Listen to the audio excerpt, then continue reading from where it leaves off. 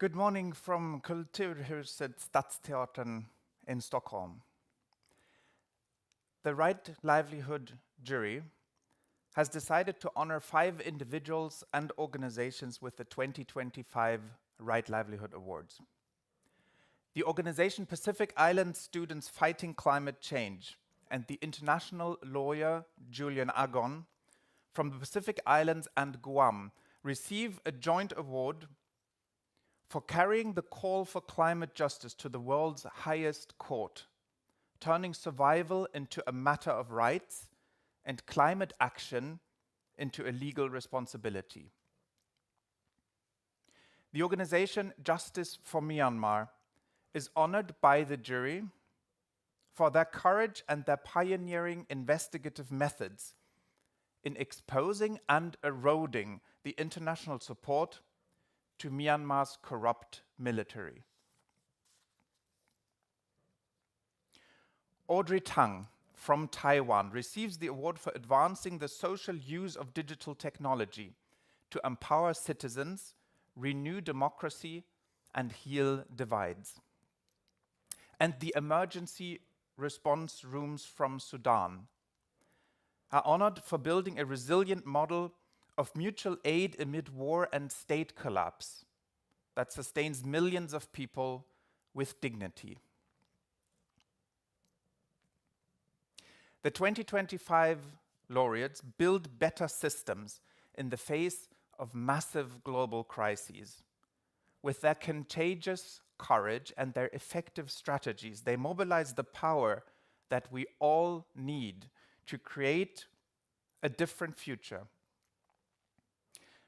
In honoring the 2025 laureates, the Right Livelihood jury recognizes that their successful transformative work, like that of so many other movements and engaged citizens around the world, carries the same potential to change the course of history as the acts of greed and oppression that dominate the headlines every day.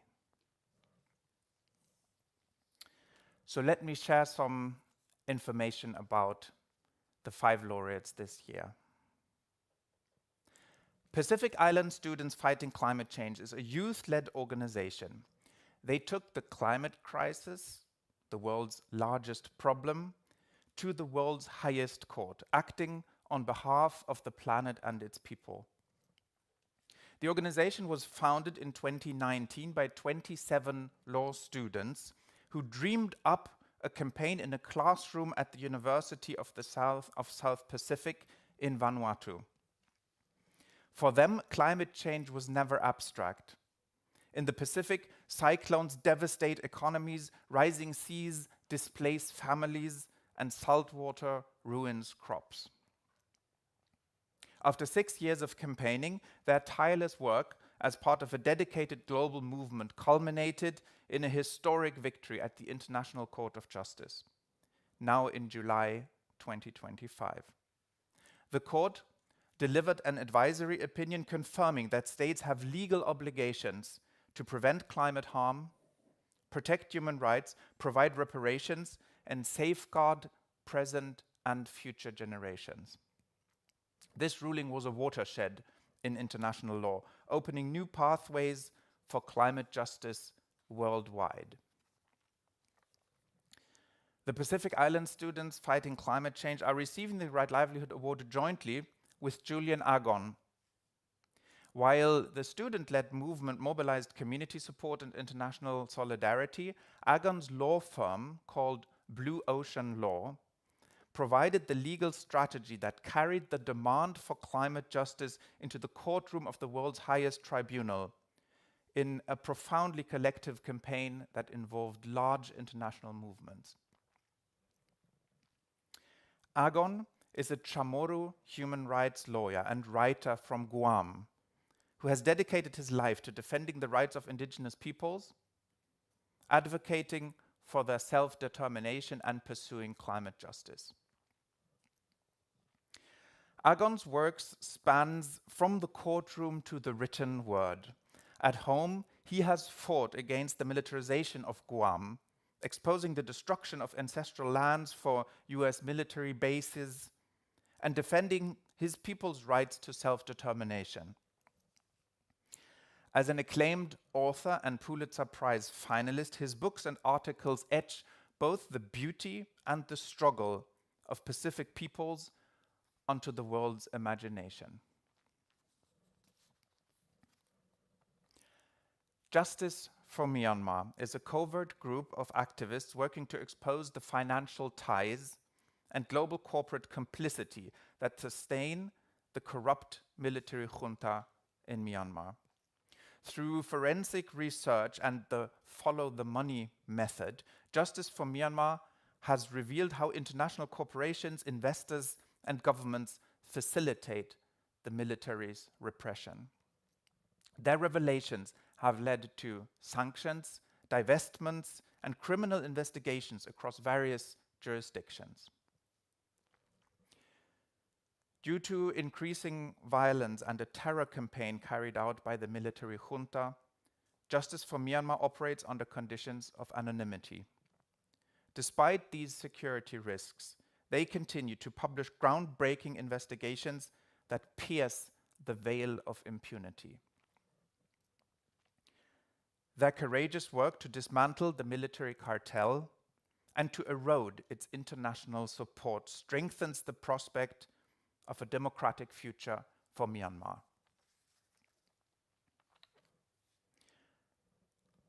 Audrey Tang is a civic hacker and technologist who rewires digital systems for the public good. As Taiwan's cyber ambassador and first digital minister, she showed how technology could deepen trust, giving millions a direct role in shaping policy. Having proven these systems in Taiwan, Tang now shares this playbook worldwide, using openness and co-creation to renew democracy and fight polarization. Emerging from Taiwan's open source movement, Tang and the GovZero movement reimagined government as collaborative. This helped shape the 2014 Sunflower movement, which connected citizens and lawmakers in real time. Later, as digital minister, she declared broadband a human right, launched a digital mask map during the pandemic, and mobilized hackathons to counter disinformation and deepfakes. After her role as digital minister ended in 2024, Tang now works with government civic groups and tech platforms around the world to turn conflict into the fuel of collaboration and bolster people's power to shape their shared future. Emergency response rooms are a Sudanese community-led network that has become the backbone of the country's humanitarian response amid war, displacement, and state collapse. With nearly 10,000 volunteers, emergency response rooms operate in all 18 states of Sudan, providing healthcare, food assistance, education, civil protection, and psychosocial support. Their work sustains millions and champions a model of decolonized humanitarian aid that restores dignity and decision-making power to local communities. Emergency response rooms emerged from the neighborhood resistance committees that played a key role in the 2019 Sudanese revolution. With the civil war since April 2023, Sudan's already severe humanitarian crisis became the world's largest, and emergency response rooms expanded to fill critical gaps left by a collapsing economy and state institutions. Emergency response rooms' work comes at great personal risk. Members have been detained, tortured, and killed for their commitment to protecting civilians. But their decentralized, volunteer-driven model has proven resilient, efficient, and trusted by communities.